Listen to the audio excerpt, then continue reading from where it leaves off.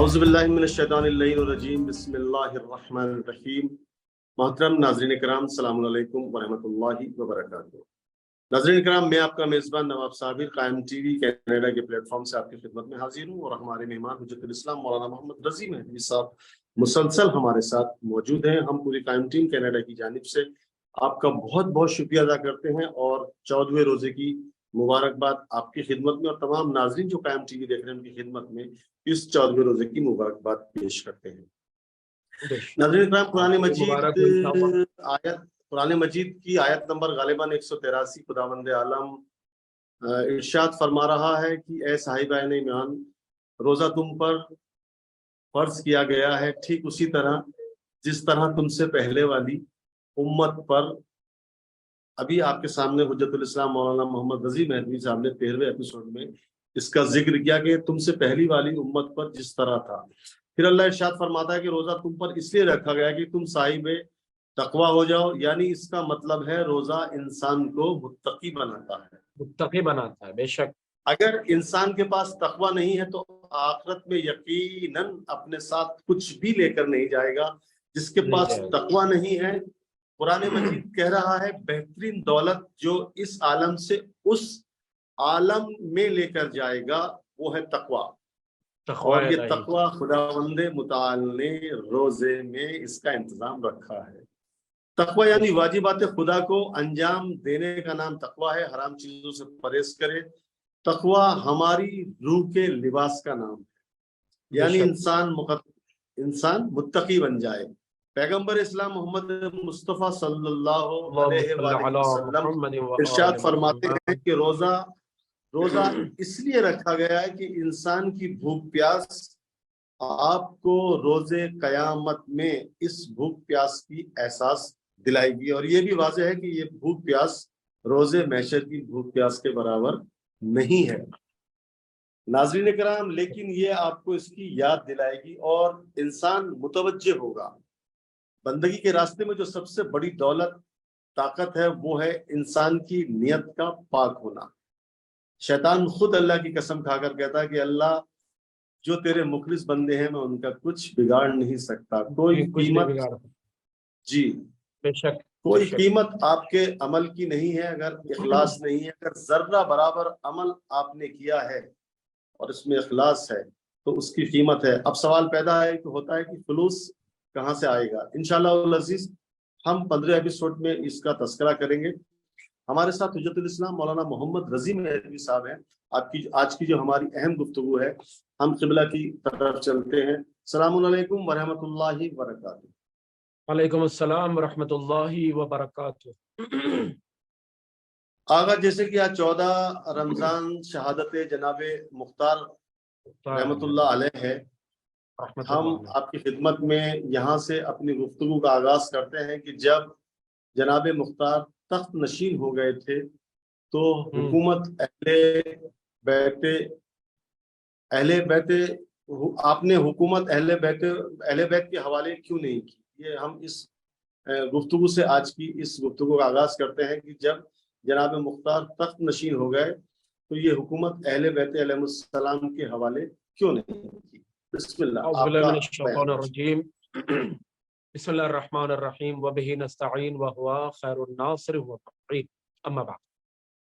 یقیناً حضرت مختار رضوان اللہ علیہ، حضرت مختار علیہ السلام ایک اہم ترین شخصیت ہے، اور جن کی تعریف میں اہل بیت رسول نے بھی الفاظ کہے ہیں، ائمہ نے بھی باقاعدہ ان کی تعریف کی ہے اور ان کی تمجید کی ہے۔ البتہ دشمنوں نے انہیں نشانہ بنانے کی کوشش کی، ان کے کردار کو مجروح کرنے کی کوشش کی۔ سوال یہ ہے کہ جناب مختار جب حکومت مل گئی، حکومت پہ آ گئے، تخت نشین ہو گئے، اور حکومت علوی کے مانند وہ حکومت کرنا چاہ رہے تھے، تو ایسی صورت میں انہوں نے حکومت اہل بیت کے حوالے کیوں نہیں کی؟ میرا جواب کچھ اس طریقے سے ہے کہ کیا اہل بیت رسول ایسی حکومت کو قبول کرتے جس کی بنیاد ڈر اور خوف پر ہو؟ کیا اہل بیت رسول اس حکومت کو قبول کر لیتے جو عوام کی بنائی ہوئی ہو؟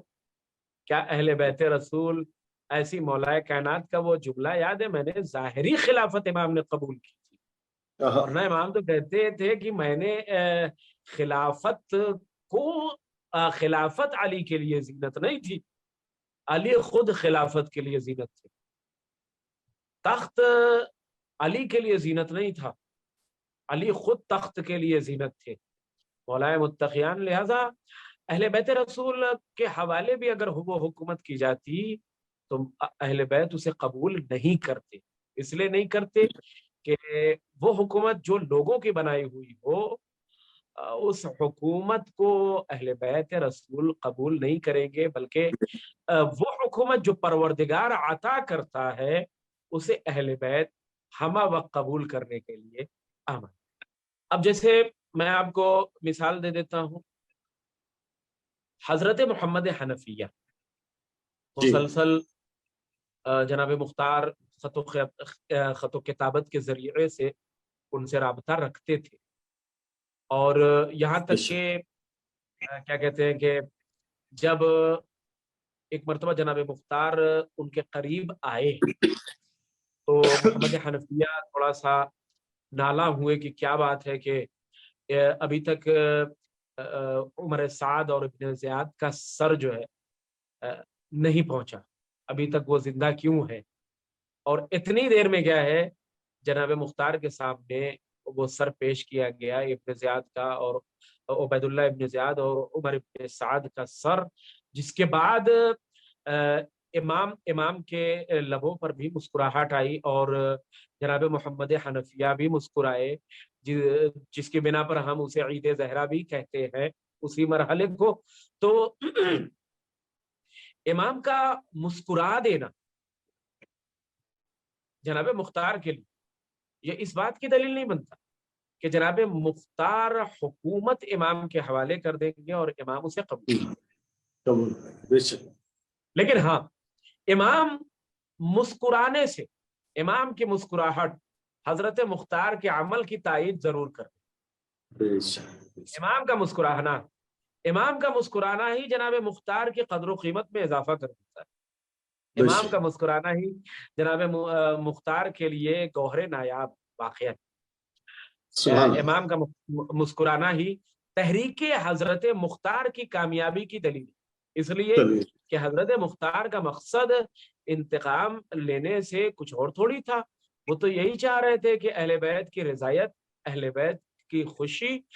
کہاں 61 ہجری کے بعد اہل بیت رسول میں کوئی مسکرانا نہیں تھا، لیکن جب ابن زیاد اور عبید اللہ ابن زیاد اور عمر سعد کا سر ان کی خدمت میں آیا، تب اس کے بعد کیا ہے اہل بیت رسول کے گھر میں چولہا جلا ہے، تب اس کے بعد کیا ہے اہل بیت رسول جو ہے ان کے لبوں پر مسکراہٹ آئی، امام سجاد یعنی جناب مختار کی وجہ سے اہل بیت اطہار میں بالکل خوشی کی لہر آئی۔ بالکل بالکل ایسے موقع پر ایک شعر ہے ہمارا کہ جب تصور میں ابھرتا ہے کسی ظالم کا سر، جب تصور میں ابھرتا ہے کسی ظالم کا سر، جب تصور میں ابھرتا ہے کسی ظالم کا سر، مسکرانا یاد آتا ہے دل ناشاد کا۔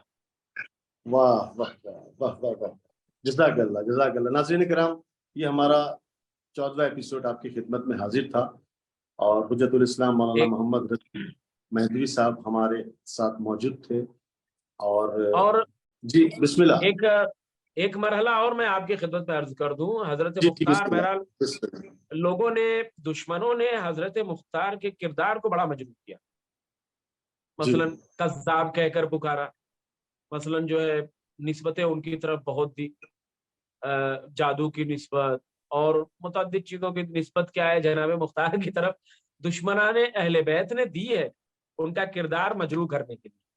بعض افراد مثلا سوال اس طریقے سے کرتے ہیں کہ کیا حضرت مختار نعوذ باللہ من ذالک فاسد العقیدہ تھی؟ اس طریقے کے سوالات لوگوں کے ذریعے سے آتا ہے، تو ہم اس سوال کی وجہ کو بیان کر دیتے ہیں، یہ سوال آتا کیوں؟ جی بسم دیکھیں اللہ. جناب مختار کے لیے، حضرت مختار امیر مختار علیہ الصلوۃ والسلام کے لیے دو طرح کی روایتیں ہمارے سامنے ہیں، ایک ان کی مذمت میں، ایک ان کی کیا ہے مدح میں. جو لوگ مذمت والی روایتوں کو مورد استناد قرار دیتے ہیں وہ اس طریقے سے ہے، جسے شیخ طوسی علیہ الرحمٰن نے لکھا ہے تقریباً تہذیب الاسلام میں. شیخ طوسی باب تلقین المحتضرین من الزیادات، حدیث ہے 1528 حدیث کچھ اس طریقے سے، کہ کہتے ہیں کہ حضرت مختار، جو لوگ حضرت مختار کو جہنمی قرار دیتے ہیں اور کہتے ہیں کہ حضرت مختار کیا ہے جہنم میں ہوں گے، وہ جس روایت سے استفادہ کرتے ہیں وہ یہ ہے. شیخ طوسی علیہ الرحمٰن نے روایت کی امام جعفر صادق علیہ السلام سے، امام نے فرمایا کہ قیامت کے دن رسول خدا پل صراط سے گزریں گے، ان کے پیچھے مولا علی ہوں گے، ان کے پس پشت امام حسن ہوں گے، اور ان کے پس پشت کیا ہے امام حسین ہوں گے. ایسی صورت میں جب آپ کیا ہے پل صراط کے درمیان میں پہنچیں گے تو حضرت مختار جہنم سے آواز دیں گے، یا ابا عبداللہ، میں نے آپ کے خون کا انتقام لیا ہے. رسول امام حسین سے کہیں گے کہ بیٹا جواب دو. اب ایسی صورت میں امام حسین علیہ الصلوۃ والسلام ان کی شفاعت کریں گے، اور ایک عقاب شکاری کیا ہے انہیں آتش جہنم سے نکالے گا، اور پھر کیا ہے مثلاً جو ہے نکالے گا، اور امام ان کی جناب مختار کی شفاعت کریں گے. اب اس کے بعد دیکھیں دلچسپ یہ ہے کہ وہ انہیں ایسا کیوں ہوا کہ وہ جہنم میں ہیں، یہاں سے بات آپ پکڑیے گا، ناظرین بھی اسے پکڑے اس روایت کو تو ان کو اندازہ ہوگا. کہتے کیا ہے کہ ان کا جسم کیا ہے سیاہ ہو چکا ہوگا، اور پھر کہتے ہیں کہ اگر ان کے دل کو شکافتہ کیا جائے، ان کے دل کو چیرا جائے، تو ان کے دل میں دونوں شیخین کی محبت ملے گی. اس شیخین کی محبت کی وجہ سے حضرت مختار کو نعوذ باللہ من ذالک جہنم کی آگ میں کیا ہے ڈالا جائے گا. یہ ایک روایت ہے. اور اسی طرح کی ملتی جلتی ایک اور روایت ہے جس کتاب کا نام میں بتا دیتا ہوں، السرائر مستطرفات السرائر ابن ادریس حلی، باب ما استطرفہ من کتاب ابان ابن تغلب. اسی طریقے کی روایت ہے. اب اس کے بعد میں آیت اللہ ناصر مکارم شیرازی کی یہاں سے تحقیق کا دو فقرہ آپ کی خدمت میں عرض کر کے اپنی بات کو تمام کر دیتا ہوں. اللہ ہمارے مراجع کرام کو صحت و سلامتی عطا فرمائے، طول عمر عطا فرمائے. انہوں نے دین کی حفاظت کر رہے ہیں اور دین کے لیے کاوشیں کر رہے ہیں، کوششیں کر رہے ہیں، اور بالکل وہی عمل انجام دے رہے ہیں جو حضرت مختار اس وقت انجام دے رہے تھے. علماء کرام کا طریقہ الگ ہے، حضرت مختار کا طریقہ الگ تھا. وہ کہتے ہیں کہ آیت اللہ ناصر مکارم شیرازی کہتے ہیں کہ دونوں روایتیں ضعیف ہیں. ظاہر ہے کہ اس کی لاسٹ کی جو عبارت بتا رہی ہے کہ جب ان کے دل کو شکستہ کیا جائے گا تو ان کے دل میں شیخین کی محبت ملے گی، اس لیے نعوذ باللہ من ذالک حضرت مختار کو کیا ہے جہنم میں ڈال دیا جائے گا، اور امام حسین اس کے بعد کیا ہے ان کی شفاعت کریں گے. کہتے ہیں کہ دونوں روایتیں ضعیف. پہلی روایت اس بنا پر ضعیف ہے کہ مرسلہ ہے، یعنی درمیان میں سند نہیں پائی جاتی، منقطع سند. وہ درمیان میں سند ہی نہیں پائی جا رہی، منقطع ہے، کیونکہ سند میں کچھ اس طرح کے الفاظ ہیں کہ بعض من رواہ وعن بعض من رواہ، یعنی بعض لوگوں نے روایت اس طریقے سے کی، بعض راویوں نے بعض سے روایت کی. تو یہاں نام کہاں گیا؟ نام ہی ختم ہو گیا جب راوی روایت ہی مرسلہ ہو گئی. اور جب روایت ہی مرسلہ ہو گئی تو اب اس کا اعتبار اتنی آسانی سے نہیں ہوگا. اور دوسری وجہ کہتے ہیں کہ سند میں کچھ اس طریقے سے کہتے ہیں کہ ضعیف ہونے کی دوسری وجہ یہ ہے، وجہ اس میں کیا ہے، بن علی قیسی نام کا ایک راوی ہے اس روایت کے سند میں. علماء رجال نے اسے ضعیف قرار دیا. علماء رجال کہتے ہیں یہ قابل ثقہ نہیں ہے. علماء رجال کہتے ہیں جیسے جو ہے رجال کشی کہتے ہیں کہ یہ ثقہ نہیں ہے. جیسے جو ہے کیا کہتے ہیں، بعض علماء نے اسے غالی شمار کیا ہے، جیسے کتاب کا نام ہے رجال ابن الغضائری، تو انہوں نے کیا کیا، اسے غالی شمار کیا ہے، اور یہیں سے بات سمجھ میں آ جاتی ہے۔ اور وہ آخری فقرہ میں بار بار نقل کر رہا ہوں، آخری فقرہ کچھ خود اس بات کی دلیل ہے کہ یہ روایت کیا ہے، ضعیف ہے۔ دوسری روایت کرے اس لیے ضعیف ہے کہ جعفر ابن ابراہیم حضرمی کا وثوق ثابت نہیں ہے، جو بھی قابل اعتماد نہیں ہے۔ اب دو فقرہ میں کہہ کے اپنی بات کو تمام کر دیتا ہوں۔ ظاہر ہے کہ آپ نے بھی ایک ذمہ داری اٹھا رکھی ہے عزاداری کی، سفیر عزا نواب صابر صاحب، ایک عظیم ذمہ داری آپ کے کاندھوں پر بھی، اور آپ بھی اس ذمہ داری کو بخوبی انجام دے رہے ہیں، جس کی بنا پر آپ کو یہ لقب لوگوں نے تحفے میں دیا سفیر اعظا کا۔ سفیر اعظا ہونا بہت بڑا لقب ہے۔ اہل بیت کی طرف کوئی بھی عمل جو اہل بیت کے لیے ہم انجام دے رہے ہیں، ظاہر سی بات ہے اس کی قدر و قیمت بڑھ جاتی ہے، ہماری منزلت بڑھ جاتی ہے۔ تو اب ذرا آپ بتائیے، حضرت مختار کے لیے یہی کافی ہے کہ وہ منتقم خون حسین ابن علی ہے۔ منتقم خون حسین ابن علی ہونا یہ کوئی چھوٹی خدمت نہیں ہے، بہت بڑی خدمت ہے حضرت مختار کی۔ لہذا جو لوگ جناب مختار کے کردار کو مفلوج کرنا یا حضرت مختار کے کردار کو مجروح کرنے کی کوشش کر رہے ہیں، وہ لاکھ مجروح کر لے، حضرت مختار کا کردار ویسے ہی روز روشن کی طرح واضح ہے جس طریقے سے سورج اور یہ دن کیا ہے واضح ہوتے ہیں، اسی طریقے سے حضرت مختار کا کردار واضح ہے۔ وہ اہل بیت کی نگاہ میں مورد وثوق اور قابل اعتماد شخصیت تھے۔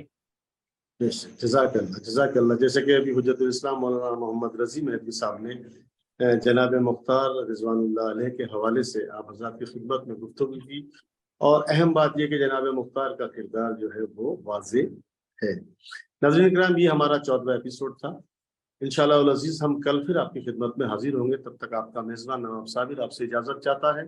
شب بخیر، خدا حافظ، فقط والسلام۔